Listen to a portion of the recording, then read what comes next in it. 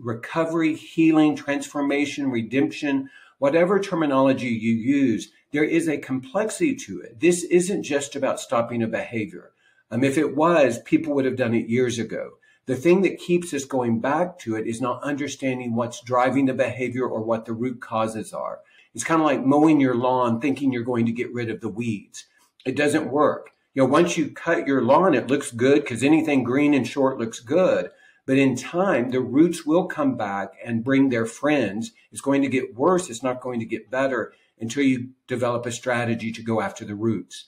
So if someone talks about a sin problem, a lust problem, sexual compulsivity, whatever language they use, they need to be reminded that this is complex and it's going to take a variety of resources and a lot of effort in order to get free.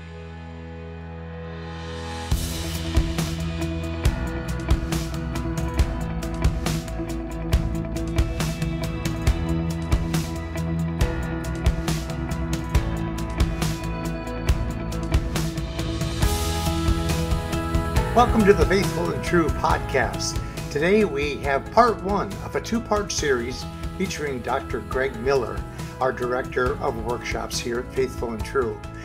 Greg was one of the featured speakers at one of the recent Betrayal Healing Conferences with Tammy Gustafson. And today we're going to present part one of the two-part series. Here now is Dr. Greg Miller and Tammy Gustafson. Welcome, everybody. This is Tammy Gustafson with Betrayal Healing. Thanks for joining us today. I appreciate your time. And today I have Dr. Greg Miller, who is joining me. And we are going to be having a discussion about what sexual addiction is and kind of understanding it. And there's often a lot of questions that I get from my clients about, what is it? Does my husband have a sexual addiction? Or my husband doesn't like that term. And so we're going to dive in and unpack a lot of that today. But first, I want to introduce Greg. Greg received his doctorate from Emory University and started Thrive Resources with his wife, Beth, in 2011. His focus is working with individuals and couples who are struggling with various forms of addiction. And Greg has served as the director of Men's Journey Workshops with Faithful and True in Eden Prairie, Minnesota since 2009. Greg and Beth have been married for 33 years and have 2 sons and a rescue dog named Lucy. Welcome, Greg. Thanks so much for coming in today. Well, thank you. And thanks for the invitation. It's great to be with you. Absolutely. So, Greg, I really appreciate this. And I know that I asked specifically to talk about this topic because I think it's so important for partners to have an understanding of sexual addiction and what it is and where it comes from and that. So I'm looking forward to this conversation. And as we launch in, if we can start with, what are some of the terms that you've heard people use for relational and sexual betrayal? Absolutely. And one of the things I would say is I do believe that language is important. And the key is we've heard it referred to as a sin problem, a lust problem. There are those therapists that would refer to it as sexual compulsivity or sexual addiction, or there are those that would refer to it as unwanted sexual behavior. So whatever language someone chooses to use, I think there are 2 pieces that are really important. The first is whatever language someone uses, it encourages them to take this seriously. And one of the challenges that we see a lot of times is if we use a casual term or a casual language, consciously and unconsciously, we may be minimizing the significance of what we've done and the choices that we've made and the injury that we've created. And so whatever language someone uses, it's important that they take it seriously because on one end of the spectrum is to minimize it, where I'm telling myself it's no big deal. I can do this on my own. I can fix this or whatever language they use. But on the other end of this is the continuum of catastrophizing. One of the things that we can know is that some people, as soon as they hear about this issue, they go into some sort of catastrophic understanding. And one of the ways that we can know we're catastrophizing is if we're left with no hope. The way that I talk about hopelessness isn't when things are bad. Hopelessness is when things are bad and I can't imagine them ever getting better. So in those moments when I'm struggling maybe with hopelessness, I have to identify what is it that I believe can get better, and what are those factors that maybe are beyond me that will help it get better. Maybe it's my community. Maybe it's my own personal resources. Maybe it's my own understanding of what is beyond me and transcendent. But there is something that gives me hope even in the most desperate situations. I had a professor one time define hopelessness as not the absence of hope, but hopelessness is when I can't remember what hope is. So what are the things, the people, the circumstances, whatever, that are going to remind me of what hope can be, even when I can't find it within myself? So I want to camp there for one more minute. Thank you. That was very helpful. Now, for women, oftentimes hope can be really scary. Mm-hmm. And I know you're really talking towards the men at that point, like having a hope of it getting better. But for women, hope can be scary because hope is vulnerable. Right. Absolutely. Well, and one of the things I would say is sometimes we have to expand hope, meaning that initially in the chaos of the betrayal, a woman might be afraid to hope that her husband will choose recovery, might be afraid to hope that their marriage will survive. And one of the things that I believe is hope has to transcend our circumstances. Because what's true is if a husband isn't committed to his own journey of transformation and redemption and recovery, however we frame that, then really it's going to limit the ability of the marriage to move forward. Well, if the wife's only hope is her marriage survives, then you're right. She's going to be very limited in her hope. Hope is kind of that message of no matter what, I believe that there is life beyond these circumstances.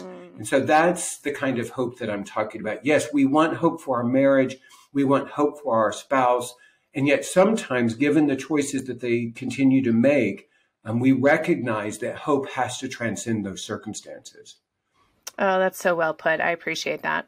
So I totally interrupted you, and you were going to go on to number 2. Yes. So the second thing is whatever language we use, it has to acknowledge the complexity. You know, one of my phrases is if people are offering simple solutions to complex issues, they just look foolish. And so one of the things that we want people to understand is recovery, healing, transformation, redemption, whatever terminology you use, there is a complexity to it. Because if someone is engaged in a dangerous or difficult behavior, no matter what the behavior is or the substance that they're using, they need the support and the resources to stop that behavior immediately. And so at Faithful and True, we're going to talk about what are some of the behavioral changes that we can make that will create safety for yourself and for others as quickly as possible. The other piece, though, is we have to be willing to look at the root causes, what's driving the behavior.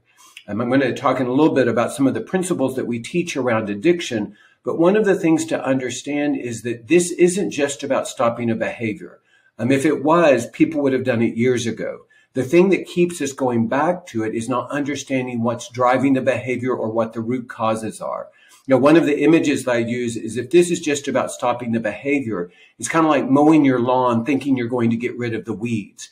It doesn't work. You know, once you cut your lawn, it looks good because anything green and short looks good. But in time, the roots will come back and bring their friends. It's going to get worse. It's not going to get better until you develop a strategy to go after the roots. So if someone talks about a sin problem, a lust problem, sexual compulsivity, whatever language they use, they need to be reminded that this is complex and it's going to take a variety of resources and a lot of effort in order to get free. Absolutely. Yeah, I appreciate the complexity there. So tell me, how do you understand addiction and recovery? Okay.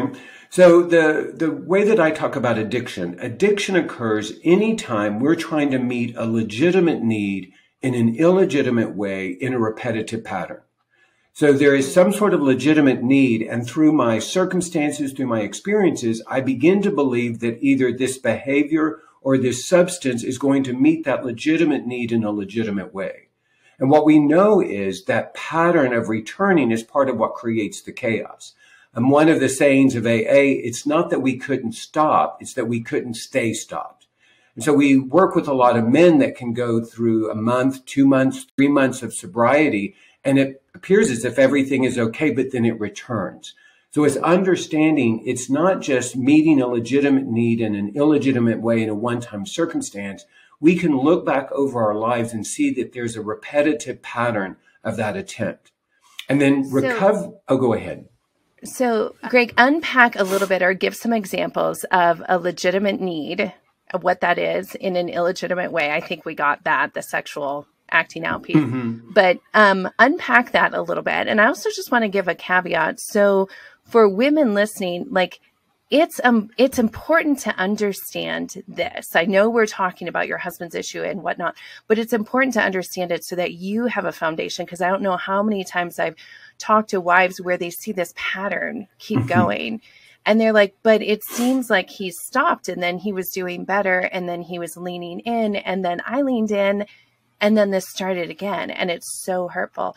Absolutely. So I think having this knowledge is power. But having said that, can you unpack the legitimate need in an illegitimate way? Oh, absolutely. So one of the examples I would use is, let's say I'm a little boy and I'm growing up and I'm just overwhelmed by life. Life is difficult. I go to school and I have to sit still. I can't talk to my neighbors.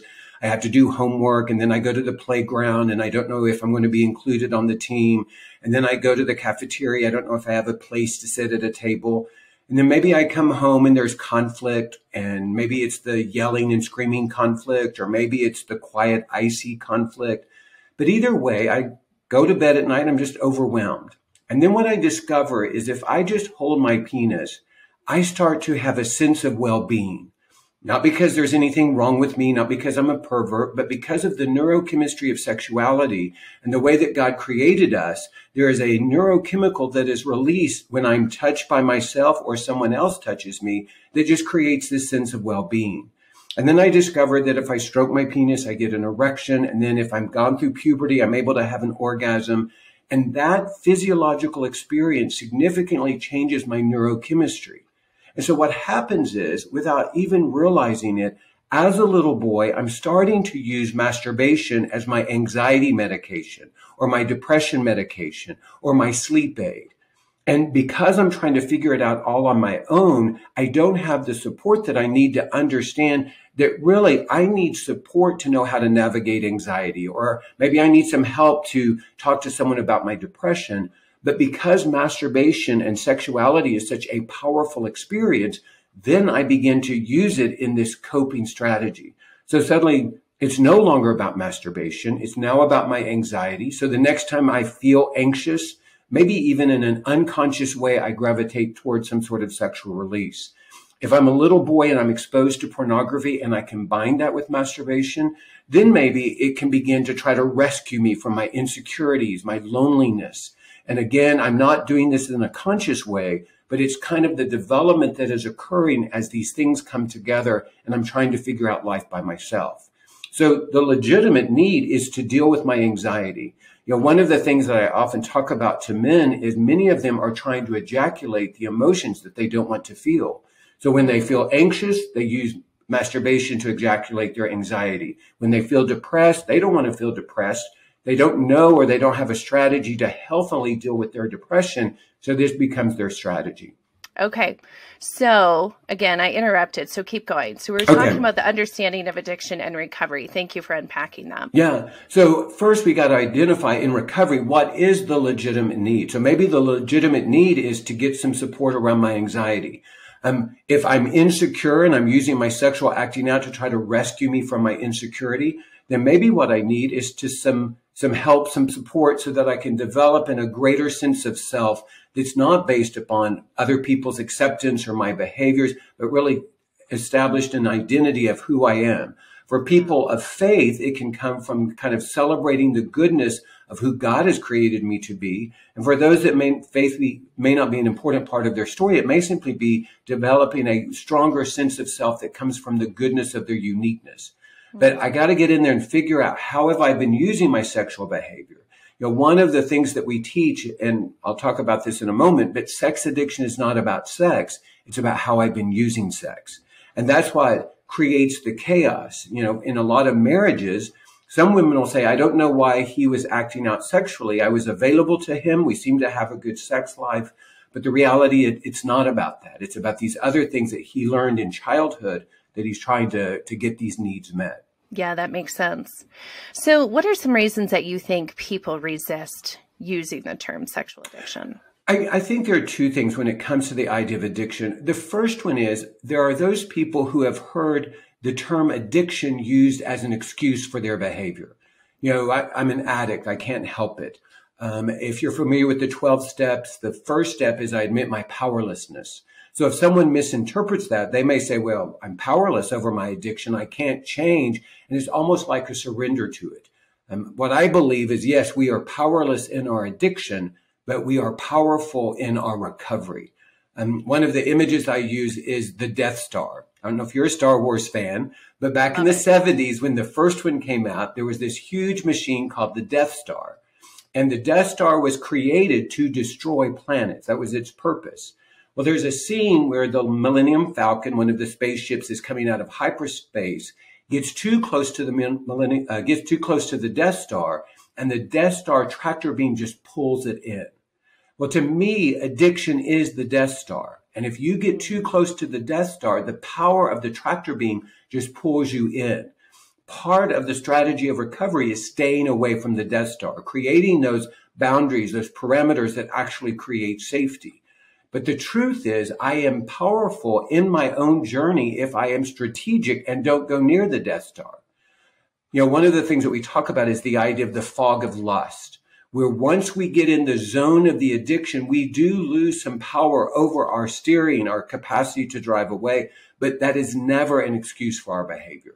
At Faithful and True, we will never use an addiction to excuse our behavior. It's an understanding, but it's not an excuse. The other thing is, I think a lot of people are resistant to the term of addiction because they're afraid it's going to become their identity. You know, one of the principles of recovery is you go to an AA meeting or an SA meeting, and you begin it by saying, hi, my name is Greg, and I'm an addict. And one of the questions that I get is that, will I always be an addict?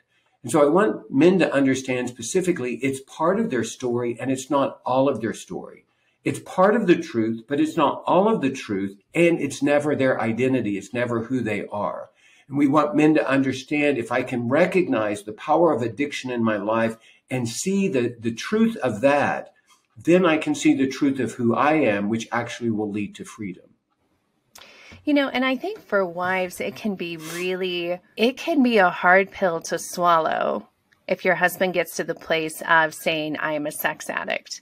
Because there is something that just kind of happens at the core of a wife going like, oh, like that is serious and that's disgusting. Like, and there's a shame piece of like, I don't want to be associated with that either. Right. And so I just want to acknowledge that. And if you have any thoughts about that, but one thing that I would say that you mentioned earlier on, and I would really agree with it, is I am not personally, I'm not too hung up on the terminology, but what I know is that when I see men say that they are a sex addict and acknowledge that, what I hear is that they are acknowledging that they have a significant problem. Right. And that's the piece. There's a humility and there's almost a breaking there that needs to happen for them to do that. But one thing I would caution wives on is, like you said, sometimes that term from a wife's perspective can be like, oh, well, he doesn't have any power. He can't help himself. And this idea of, well, if it's an addiction, then relapse is part of recovery, which personally, I hate that terminology. I hate that saying. But I think there's just so much that's wrapped up in this term. Absolutely. And part of it is we understand the addiction as a diagnosis. You know, several years ago, we have two sons, and one of our sons just had some physical issues. And we took, I think, to 10 doctors before we got a diagnosis. And what's true is, when we got the diagnosis, we did not like the diagnosis. It was not good news. It wasn't, this thing that you would like for your child to have. What was also true, though, is once we got the proper diagnosis, then we had the proper treatment plan, which then actually led to the healing. And so one of the things I want men to understand is if they are able to identify as a sex addict is actually a hopeful thing, because there is a diagnosis and a treatment plan that leads to hope. One of the things that happened to my son is prior to that, we were just focusing on symptoms and we were trying to address this symptom and this symptom. And maybe he got some temporary relief, but it wasn't the long-term solution we were looking for.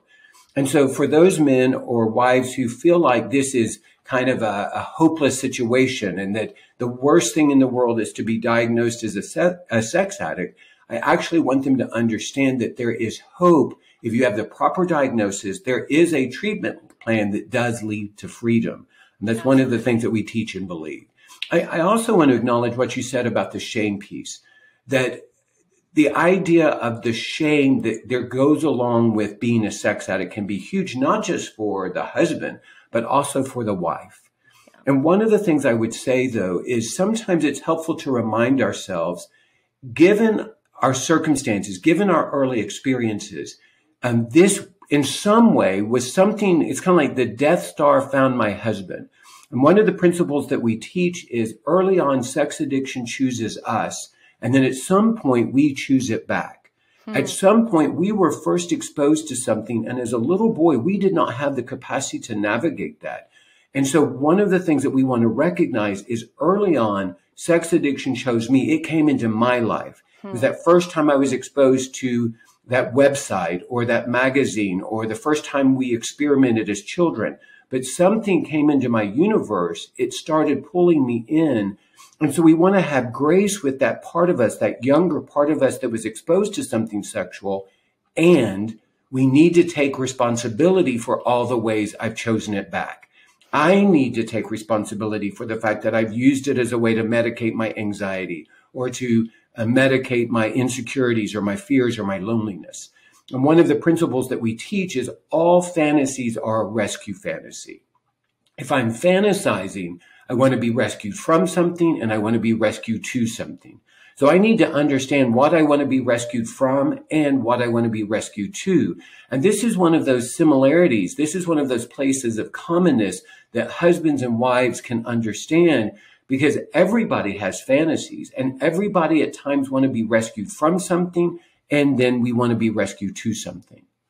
So that is a great point. Would you keep going as far as what are some of those other foundational principles in understanding sexual addiction? So the first thing I would say is sex addiction is not about sex. It's about how we've been using sex. Kind of like what I said about the little boy that discovered masturbation and now he's using it as his anxiety medication. And so we've got to get in there and figure out how we have been using sex and what are the triggers. A lot of times men talk about the visual triggers that may lead them towards their acting out. But the reality is I believe the emotional triggers are much more powerful. It's my anxiety. It's my fear. It's my loneliness. It's my insecurities. Those are the things that many times can be working in very subtle ways. And I'm not even aware that I'm feeling those emotions because I'm so good at medicating myself that I'm moving towards acting out, not recognizing that my anxiety is what is the driver. So the first principle is what are the things that are driving me, because it's not just about sexual desire. So sex addiction is not about sex. It's about how I've been using sex. The second principle is sex addiction is powerful because it's driven by a legitimate need, and the legitimate need is not for more sex. One of the things that we teach is sexual activity is never the cure to sexual addiction, just like drinking alcohol is not the cure for alcoholism. Right. And so for those wives, and tragically, many wives have been told very painful messages that if they were just more sexual or more available to their husbands, they wouldn't be sex addicts. But that absolutely has nothing to do with it. And so we have to understand that the legitimate need that has been sexualized is the issue that needs to be addressed. And one of my favorite definitions of lust is the thirsty man craving salt. And I've modified that to say lust is the thirsty person drinking salt water. Because the issue is every time I drink the salt water, it appears to be fresh water. But what happens is I drink the salt water, and not only does it not quench my thirst, it makes me thirstier. And that's what sexual compulsivity does. I go to the computer, I look at the pornography, I call my affair partner, I go to some place to act out. And each time I do that, going there thinking it's going to satisfy me, and each time it leaves me empty. In fact, one of the things I believe is in order for someone to act out, they have to begin to believe the lie, this time it will be different. Most of the men that I work with have an awareness that what they're doing is not going to satisfy them. They go, they act out, they're left in despair, they're left in hopelessness. It wasn't satisfying. So in order to act out again, at some point, I have to begin to believe this time it will be different. And as soon as I believe that, it's opened the door for me to do it again. So the first principle is sex addiction is not about sex. It's about how I use sex. The second principle is sex addiction is powerful because it's driven by a legitimate need. The third principle is what I mentioned earlier. Early on, sex addiction chose me, and then at some point, I chose it back. One of the things to understand is when children are exposed to sexuality, there are two things that happen.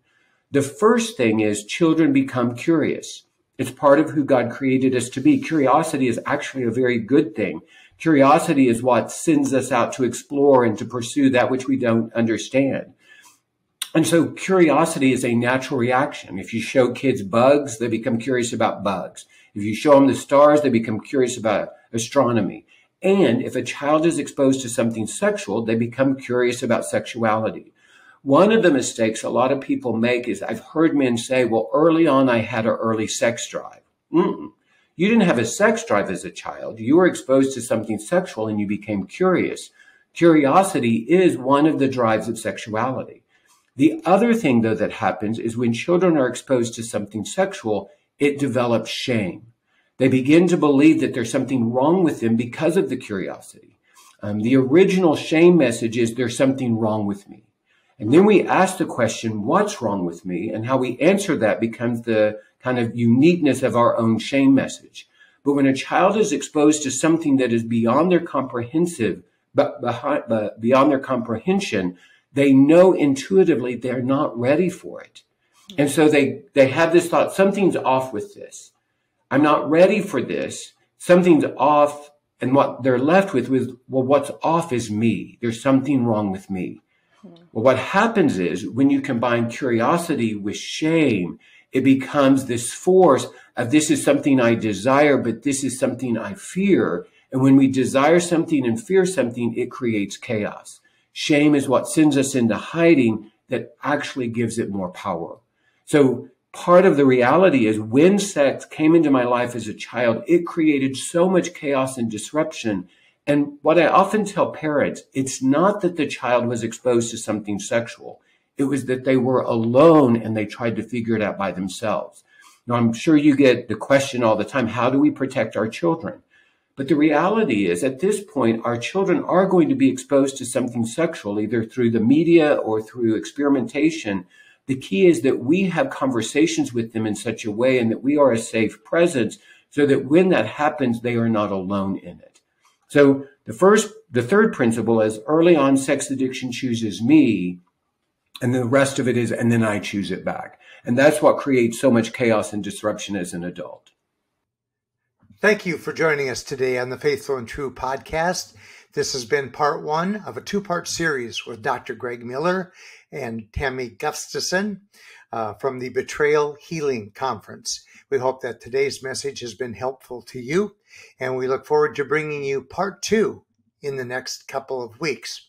In the meantime, if today's message has opened your eyes to the need to reach out for some support or some help if you're dealing with sexual addiction or unwanted sexual behaviors, we invite you to visit faithfulandtrue.com, our website, where you'll find many resources and over 400 podcasts like this one.